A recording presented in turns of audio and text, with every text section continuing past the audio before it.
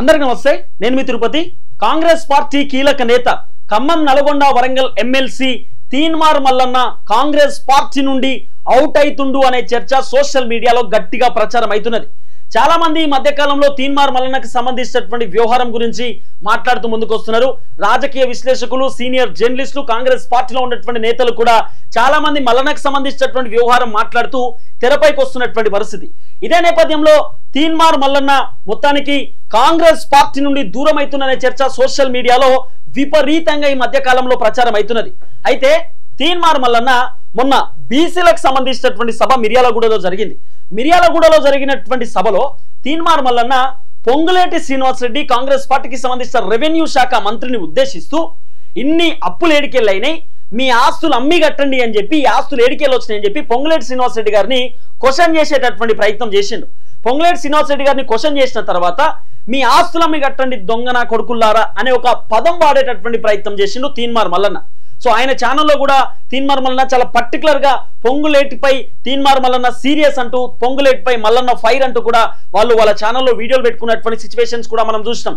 అయితే పొంగులేటి శ్రీనివాస్ రెడ్డి తీన్మార్ మల్లన్న వ్యవహారంలో కొంత ఫీల్ అయిండు. పొంగులేటి శ్రీనివాస్ రెడ్డి తీన్మార్ మల్లన్న మాట్లాడినటువంటి మాటల పైన కొంత ఆయన సీరియస్ అయింది అనేది ప్రధానంగా వినబడుతున్నటువంటి చర్చ.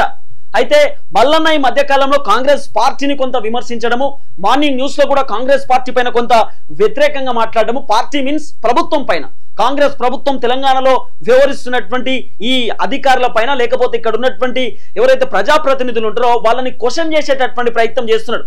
ముఖ్యంగా ఆయన చాలా సభలలో మాట్లాడినటువంటి మాట ఏంటంటే, తెలంగాణ రాష్ట్రానికి ఓసీ చివరి ముఖ్యమంత్రి రేవంత్ రెడ్డి అనేటటువంటి మాట తీన్మార్ మల్లన్న మాట్లాడుతూ ముందుకు వస్తున్నాడు. తర్వాత మల్లన్న మంత్రులను క్వశ్చన్ చేయడము, పొంగులేటి శ్రీనివాస్ రెడ్డిని క్వశ్చన్ చేయడము, పొంగులేటి శ్రీనివాస్ రెడ్డిని విమర్శించడము, కోమటిరెడ్డిని విమర్శించడము, తర్వాత ఉత్తమ్ కుమార్ రెడ్డిని విమర్శించడము, తర్వాత బట్టి విక్రమార్కని విమర్శించడం, వీళ్ళందరినీ కూడా మల్లన్న విమర్శిస్తూ ముందుకు వస్తున్నటువంటి సిచ్యువేషన్స్ కూడా మనం చూస్తాం. అయితే తీన్మార్ మల్లన్న కొంత కాంగ్రెస్ కి వ్యతిరేకంగా పోతున్నాడు. మంత్రుల పట్ల మల్లన్న కొంచెం హాట్ కామెంట్స్ చేస్తా ఉన్నాడు, కొంత గుర్రుతో ఉన్నాడు మల్లన్న, కొంత సీరియస్ గా ఉన్నాడు మల్లన్న. కొంత మల్లన్నకు సంబంధించినటువంటి వ్యవహారం వల్ల, తీన్మార్ మల్లన్న మాట్లాడుతున్నటువంటి మాటల వల్ల కొంత కాంగ్రెస్ కి డ్యామేజ్ అవుతుంది అనేది ప్రధానంగా వినబడుతున్నటువంటి చర్చ. అయితే తీన్మార్ మల్లన్న మాట్లాడుతున్నటువంటి మాటలు ఖచ్చితంగా కాంగ్రెస్ కి ఇబ్బంది అవుతుందని చెప్పి చాలా మంది ఈ మధ్య కాలంలో కొంతమంది మాట్లాడే అద్దంకి దయాకరు, లేకపోతే చాలా మంది కాంగ్రెస్ కి సంబంధించినటువంటి నేతలు ప్రెస్ మీట్ పెట్టి కూడా మాట్లాడినటువంటి సిచ్యువేషన్స్ మనం విన్నాం కదా, ఇవన్నీ మనం చూసినాం కదా. అయితే మల్లన్న కాంగ్రెస్ లో ఉంటే మల్లన్న ఈ కాంగ్రెస్ పార్టీకి డ్యామేజ్ అవుతుంది, ప్రభుత్వానికి చెడ్డ పేరు వచ్చేటటువంటి సిచ్యువేషన్ ఉంటుంది. ఎందుకంటే మల్లన్న మన పార్టీలోనే ఎమ్మెల్సీగా ఉంటూ ఇదే తీన్మార్ మల్లన్న ఎన్నికల సందర్భంలో రెడ్డిల కోసం ప్రచారం చేసిండు కదా. ఈ రోజు బీసీ నినాదాన్ని తెరపైకి తీసుకొచ్చేటటువంటి ప్రయత్నం చేసిండు. బీసీ నినాదం 100% మంచిదే, ఎందుకంటే బీసీల కోసం మల్లన్న పోరాటం చేయడం అనేది 100% హ్యాట్స్ ఆఫ్. ఎందుకంటే ఈ తెలంగాణ రాష్ట్రంలో అత్యంత కీలకమైనటువంటి పాత్ర పోషించేటటువంటి వ్యక్తులు బీసీలు. బీసీల సంఖ్య అత్యంత ఎక్కువగా ఉంటది. అలాంటి బీసీలు ఈ రోజు చట్టసభలలో లేరు, అసెంబ్లీలో లేరు. ఈరోజు బీసీలు పెద్ద ఎత్తున రాజకీయాల్లోకి వస్తలేరు. బీసీలు రాజకీయాల్లోకి వస్తే వాళ్ళను అనగదొక్కుతా ఉన్నారు, బీసీలను రాజకీయాలలో ఎదగనీయకుండా చేస్తా ఉన్నారు. ఓసీలు అనేటటువంటి ఒక నినాదాన్ని మల్లన్న తెరపైకి తీసుకొస్తున్నాడు. బీసీల సంఖ్య కూడా చెప్పాలి, బీసీలలో గౌడ్స్ ఎంతమంది ఉన్నారు, లేకపోతే మునుర్కాపులు ఎంతమంది ఉన్నారు, లేకపోతే చాలా మంది ఇట్లా కులాలలో ఉండేటువంటి వాళ్ళు ఎంతమంది ఉన్నారు అనేది కూడా మీకు ఒక సంఖ్య చెప్పాలి, కులగణన చేయాలనేటటువంటి అంశాన్ని మల్లన్న తెరపైకి తీసుకొచ్చిండు. ఇవన్నీ అంశాలు బాగానే ఉన్నాయి. మల్లన్న బీసీ కోసం పోరాటం చేసేటటువంటి వ్యవహారం బాగానే ఉంది. కానీ కాంగ్రెస్ లో వినబడుతున్నటువంటి చర్చ ఏంది తెలుసా? మరి ఈ రోజు మల్లన్న బీసీ నినాదం అంటున్నాడు కదా, మరి మొన్నటి రోజు మల్లన్న ఇదే రెడ్ల కోసం ప్రచారం చేసిండు కదా. ఇదే రెడ్ల కోసం తీన్మార్ మల్లన్న ఆయన ఎక్కడ పడితే అక్కడ భారీ బహిరంగ సభలు పెట్టిండు కదా. తీన్మార్ మల్లన్న గతంలో ఏమని చెప్పిండు? కోమటిరెడ్డి వెంకటరెడ్డి ఓట్లేసి గెలిపియండి, కోమటిరెడ్డి వెంకటరెడ్డికి ఓట్లేయండి అని చెప్పి కోమటిరెడ్డి కోసం తీన్మార్ మల్లన్న ప్రచారం చేసిండు కదా. ఉత్తమ్ కుమార్ రెడ్డి కోసం తీన్మార్ మల్లన్న ప్రచారం చేసిండు కదా. తర్వాత చాలా మంది రాజగోపాల్ రెడ్డి కోసం మల్లన్న ప్రచారం చేసిండు కదా. కుంభం అనిల్ కుమార్ కోసం మల్లన్న ప్రచారం చేసిండు కదా. రేవంత్ రెడ్డి కోసం మల్లన్న ప్రచారం చేసిండు కదా. మరి వీళ్ళందరూ రెడ్డిలే కదా. మరి రెడ్డిల కోసం ప్రచారం చేసినటువంటి తీన్మార్ మల్లన్న ఈ రోజు అదే రెడ్డిల పైన ఎట్లా తిరుగుబాటు చేస్తాడు అని చాలా మంది తీన్మార్ మల్లన్న పైన కోపంతో ఉన్నారనేది ప్రధానంగా వినబడుతున్న చర్చ. అయితే మల్లన్నను ఇమ్మీడియట్లీ మీరు కాంగ్రెస్ పార్టీలోకి వెళ్ళి వైదొలిగించండి, మల్లన్న కాంగ్రెస్ లో అవసరం లేదు అని చెప్పి అయితే ముఖ్యమంత్రి రేవంత్ రెడ్డికి కాంగ్రెస్ లో ఉన్నటువంటి నేతలు కంప్లైంట్ ఇస్తురట. తీన్మార్ మల్లన్న కాంగ్రెస్ లో ఉంటే డ్యామేజ్ అవుతుంది, ఇబ్బంది అవుతుంది, అవసరం లేదు తీసేయండి, అవసరమే లేదు అని చెప్పి చాలా మంది ఈ కాంగ్రెస్ కి సంబంధించినటువంటి ఎమ్మెల్యేలు, ఎంపీలు, మంత్రులు కొంతమంది ఉంటారుగా రెడ్డిలు, రెడ్డిలు ఈ మధ్యకాలంలో మల్లన్న గట్టిగానే తిడుతున్నాడు, గట్టిగానే విమర్శిస్తున్నాడు, మంత్రులను కూడా మొత్తం ఏసి పాడేస్తుండే కథం ఎట్లున్నదంటే. అయితే తీన్మార్ మల్లన్న క్వశ్చన్ చేయడం అనేది నైజం అబ్బా, నీకు తెలియదు చాలా మందికి. తీన్మార్ మల్లన్న ప్రశ్నిస్తూ వస్తాడు, ఆయన ప్రశ్న ఎప్పుడు కూడా ఆగది. ఆయన ప్రభుత్వంలో ఉన్నా ఎక్కడున్నా ఏం చేసినా, చెరువులో ఉన్నా లేకపోతే ఆయన మొత్తం నీళ్ళు లేని బాయిలో దునికినా కూడా క్వశ్చన్ అనేది మానది. మేము ఉన్నాం కదా దగ్గర, మేము చూసినాం కదా. ఆయన క్వశ్చన్ చేయడమే ప్రధాన ఎజెండా. అయితే తీన్మార్ మల్లన్న ఎందుకు ఈ ప్రభుత్వాన్ని ఇప్పుడు ప్రశ్నించేటటువంటి అవసరం నేను చెప్పనా, ఎందుకు ప్రశ్నిస్తున్నాడు అనేది నేను చెప్పనా.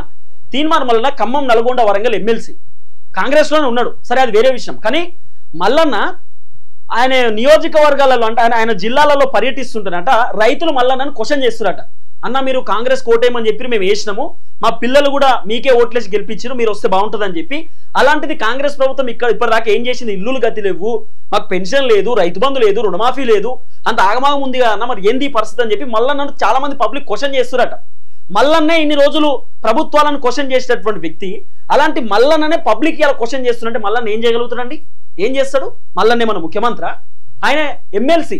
మరి ఎమ్మెల్సీ హోదాలో ఉన్నటువంటి వ్యక్తి మినిమం వాళ్ళ ప్రజలకు ఏదో ఒకటి రావాలంటే ఆయన క్వశ్చన్ చేయాలి కదా. క్వశ్చన్ చేస్తున్నాడు ఆయన క్వశ్చన్ ఎక్కడ చేయాలో అక్కడ చేస్తున్నాడు.